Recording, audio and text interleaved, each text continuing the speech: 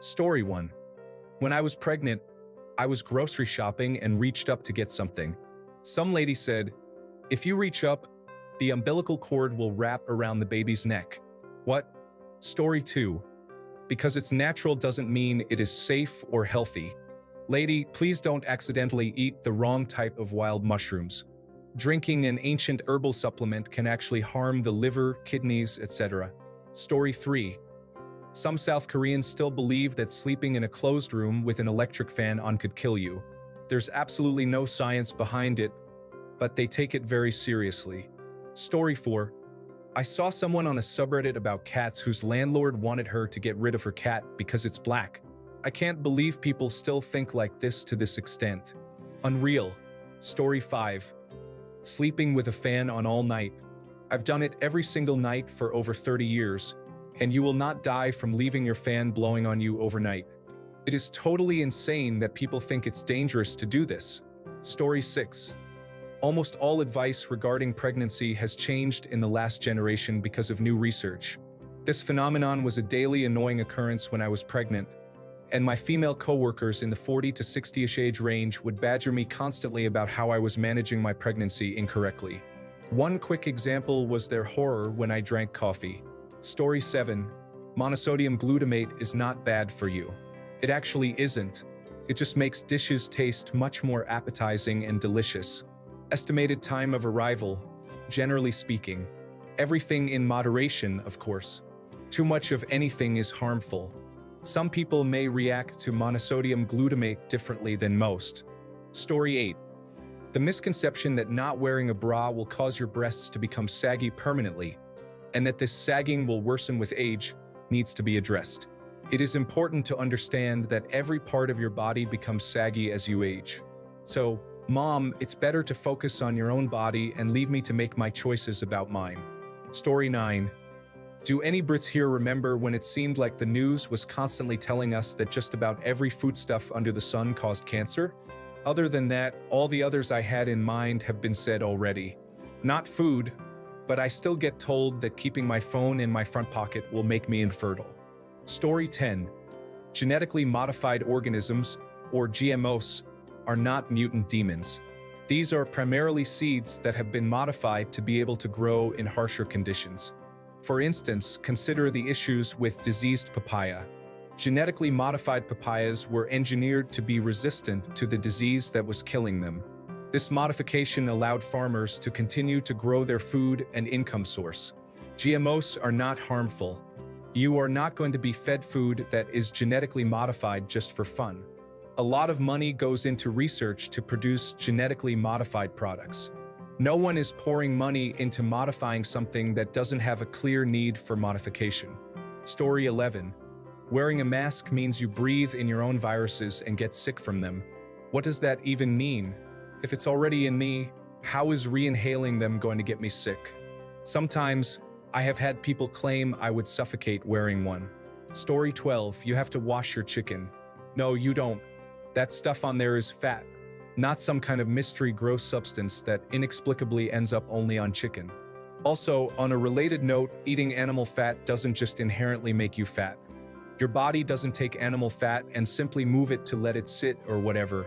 It gets processed through your digestive system, and whichever calories from it you don't expend get stored as fat. Story 13. Vaccinations. Never heard of polio? Stop making things up. Yes, I wonder why you haven't heard of it. Makes me want to greet them personally. Story 14. That opening an umbrella indoors is bad luck? No, it's not. Grow up. I always open umbrellas indoors.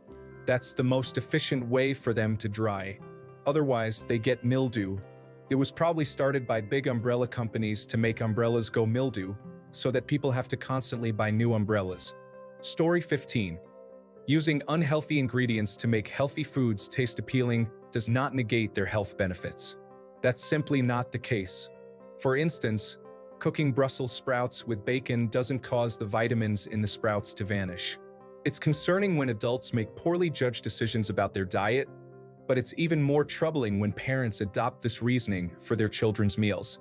If children grow up only experiencing healthy foods as bland, unseasoned steamed vegetables, then it's likely they will avoid vegetables into adulthood, only returning to them reluctantly, and then as a sort of health remedy. Conversely, if you prepare healthy foods in a way that tastes good, by incorporating ingredients like butter, bacon, or cheese, children will develop a liking for healthy foods and continue to eat them as adults. The small amount of fat and cholesterol involved is a worthwhile trade-off for the long-term benefits. Story 16. I can't stand the never eat or drink X garbage because eating something unhealthy occasionally won't kill you. And a lot of this misinformation is from mommy bloggers. An example is the recurring advice to not give your kids apple juice because it contains arsenic.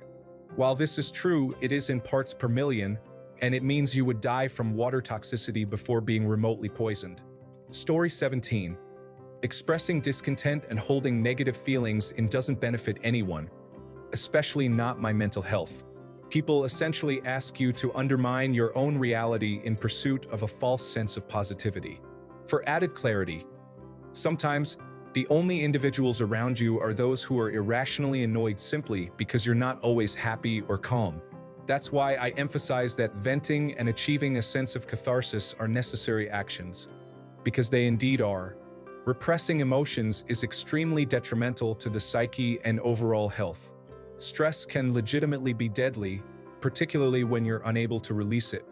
Furthermore, supporting someone who blocked me after imposing restrictions on personal struggles, while claiming that nobody likes me and laughing in a mean-spirited manner, manifests as peculiar behavior. It hinders productive discussion, and it's evident that such actions are insincere. Being upset because you find someone's actions upsetting, a surprisingly controversial concept. Story 18. My father believes that stretching is bad for you. He read years ago that stretching before a run might not be good for you, and he stopped there. No stretching at all, ever. Since then, about twice a year, he will injure himself exercising and have no idea why or how it happened. Story 19. Oh, definitely the myth that you shouldn't eat carbohydrates if you want to be healthy drives me insane. Carbohydrates are a major energy source, and cutting them out completely isn't realistic or healthy for most people. Sure, balance is key, but it feels like people cling to that idea way too much. Moderation is everything, but some folks act like carbohydrates are the enemy. Story 20. Chemicals being bad for you. There are plenty of chemicals our body needs to keep going. Sure, some are bad, but chemical is such a broad term, and it doesn't just mean pesticides and such. Story 21. Nuclear power is unsafe and dirty. Can be, it has been, but doesn't have to be. New molten sodium-cooled reactors are a giant step forward. There are lots of applications for less active, short half-life, spent fuel, more methods for recycling spent fuel into other useful and less dangerous and persistent isotopes, and granular fuel pellets individually encased in ceramics. The no-nuclear activists shoulder some of the responsibility for the energy crisis by slowing the advancement of the science since the 1970s. It's time to move on with the technology. It's not 1976 anymore. Bring forth the bashing. Story 22. The whole sitting is the new smoking thing drives me nuts. I get that sitting too much isn't great, but comparing it to smoking is just ridiculous and makes people worry too much. Story 23. The belief that shaving makes your hair grow back thicker and faster is simply a misconception. It's surprising how many women and men still argue about this despite having access to so much information that could easily debunk this myth. I was advised to shave my baby's head, and I know a lot of my other Hispanic friends did the same with their children. Part of the reason is cultural, but primarily, it was because they genuinely believed it would make their baby's hair grow back thicker. We tend to have thick hair because we are Hispanic, but the misconception persists. The truth is, hair might appear to be thicker after shaving because the initial baby hairs are thin. Any baby's hair is likely to be thicker at 7 months to a year old compared to when they are a newborn to a month old. Story 24. I've had quite a few people tell me that non-water drinks don't count as water intake. Coffee, tea, milk, Gatorade, water with Mio in it, etc. They tell me that it doesn't give your body water like plain water does and doesn't count for the 8 cups a day or whatever. Yes, it does. Now, moderation and variety are key. You can't just consume only coffee as it's going to make you urinate quickly. But what do they think is the base for all of it? Water. I dislike plain water. I want some pizzazz when I'm drinking a beverage. I'm plenty hydrated all day despite not drinking much water. Story 25. When people say microwaves can cause cancer because they use radiation. Guys, microwave radiation is not within the spectrum of radiation that can cause cancer. That's like saying light will cause cancer because it is a form of radiation. Story 26. That aluminum is harmful or causes Alzheimer's disease is a misconception.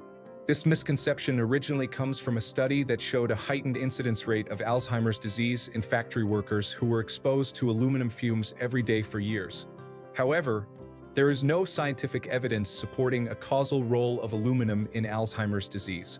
It may be a risk factor, but so are things like drinking alcohol, being obese, and not attending college. Just let me drink my Nespresso in peace.